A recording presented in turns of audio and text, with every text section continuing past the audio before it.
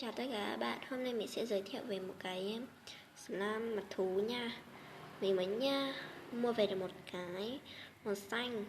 Ở đây hết hàng màu đẹp rồi nên mình chỉ còn màu xanh để mà mình quay video thôi. Rất là dễ thương. Mặt mình không biết là đây là mặt hổ nha. Mặt chú hổ con. Rồi mình sẽ gỡ cho các bạn. Đây, mình đã gỡ xong rồi. Rất là mềm và rất là thơm luôn. Có màu trong suốt nha.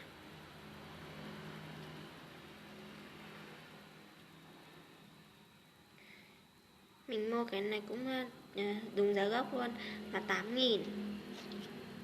Ở mấy cái shop khác thì là mua là 10.000 hoặc là 8.000 gì đấy. Nhưng mình đây là mình mua trên quán người ta sản xuất luôn. Quán người ta nhập về rất là nhiều, nhưng mà những bạn ở xung quanh đấy đã mua hết rồi nên là mình mới biết.